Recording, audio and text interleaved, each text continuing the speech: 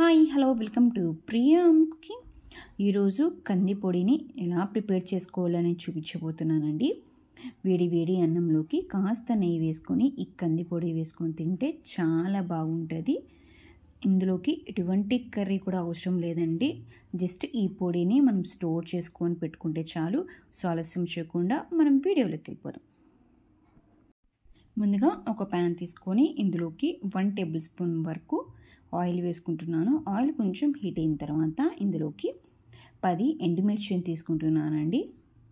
ఈ ఎండుమిర్చిని లో ఫ్లేమ్లో మాడిపోకుండా వేయించుకోవాలి. ఇప్పుడు నేను వేసుకునే ఇంగ్రీడియంట్స్ అన్నీ మొత్తం లో ఫ్లేమ్లోనే వేయించుకోవాలి. ఈ కంది పొడిని అన్నంలోకి కాకోకుండా దోశలోకి అయితే ఇడ్లీలోకి అయితే చాలా బాగుంటుంది. ఇలా ఎండుమిర్చిని వేయించుకున్న తర్వాత ఇందులోకి కరివేపాకును కూడా వేసుకొని వీటిని కూడా లో ఫ్లేమ్లో వేయించుకోవాలి. ఈ ఎండుమిర్చి ఎక్కడే కానీ మాడిపోకోకుండా వేయించుకోవాలండి. మీకు మాడిపోతుంది అని అనిపిస్తే ఈ ఎండుమిర్చిని వేయించుకొని పక్కన తీసేసుకున్న తర్వాత మిగతా ఇంగ్రీడియంట్స్ వేసుకొని వేయించుకోవచ్చు. ఇలా వేయించుకున్న తర్వాత ఇందులోకి 1 టేబుల్ స్పూన్ వరకు జీలకర్ర కూడా వేసుకొని ఈ జీలకర్రని కూడా వేయించుకోవాలి. అలాగే ఇందులోకి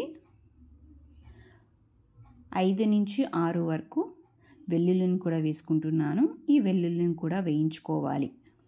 లో ఫ్లేమ్లోనే మొత్తం వేయించుకోవాలండి. ఇలా మొత్తం వేయించుకున్న తర్వాత ఇందులోకి 1/2 టేబుల్ స్పూన్ వరకు మిరియాలు వేసుకుంటున్నాను. ఈ మిరియాలను కూడా లో ఫ్లేమ్లో వేయించుకోవాలి. ఎక్కడే కానీ ఏ ఇంగ్రీడియంట్స్ కానీ మాడిపోకుండా వేయించుకోవాలి. మీరు ఒకటి తర్వాత ఒకటి వేయించుకొని సపరేట్గా అయినా వేయించుకోవచ్చు. నేనైతే ఇలా అన్నీ ఒక్కటేసారి వేసుకొని వేయించుకున్నాను. ఇలా మొత్తం వేయించుకున్న తర్వాత వీటిని అన్నీ ఒక ప్లేట్లో తీసేసుకోవాలి. తర్వాత ఇదే ప్యాన్లోని 1/2 కప్ వరకు కంది బెడలను వేసుకుంటున్నాను. ఈ కంది బెడలను కూడా లో ఫ్లేమ్లో వేయించుకోవాలండి. కొంచెం కలర్ చేంజ్ అవ్వాలి. అలానే మాడిపోకుండా లో ఫ్లేమ్లో వేయించుకోవాలండి. కొంచెం గోల్డెన్ కలర్ రావాలి. ఈ కంది పొడిని కాకుండా మన ఛానల్లో మరికొన్ని పొడి రెసిపీస్ ఉన్నాయి. ఒకసారి కావాలంటే డిస్క్రిప్షన్ బాక్స్లో లింక్ ఇస్తాను, ఒకసారి చెక్ చేయండి. అలాగే ఇందులోకి హాఫ్ కప్ వరకు పుట్నాల పప్పును తీసుకుంటున్నాను. ఈ పుట్నాల పప్పును కూడా లో ఫ్లేమ్లో వేయించుకోవాలి. ఈ పుట్నాల పప్పు తొందరగానే వేగుతాయండి. మరి ఎక్కువ వేయించాల్సిన అవసరం లేదు. ఇవన్నీ లో ఫ్లేమ్లోనే వేయించుకోవాలి. అలాగే ప్రీమిక్స్ చట్నీ పౌడర్ కూడా ఉంది అండి. దోశలోకి అన్నంలోకి కూడా చాలా ఈజీగా జస్ట్ వాటర్ యాడ్ చేసుకుంటే సరిపోతుంది.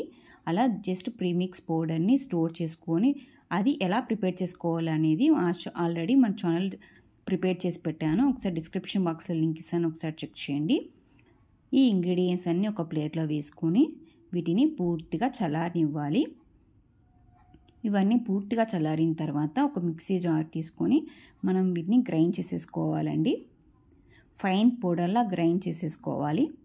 ఇందులోకి కల్లు ఉప్పు వేస్తున్నాను. అలాగే ఇందులోకి 1/4 టేబుల్ స్పూన్ వరకు ఇంగువ వేస్తున్నానండి.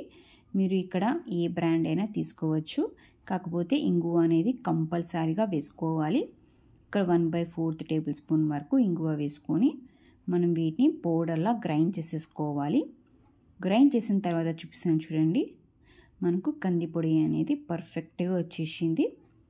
ఎంతో టేస్టీగా ఈజీగా వేడి వేడి అన్నంలోకి అయితే చాలా బాగుంటుంది. అలాగే ఇడ్లీలోకి కానీ దోశలోకి అయితే మరింత టేస్టీగా ఉంటుంది.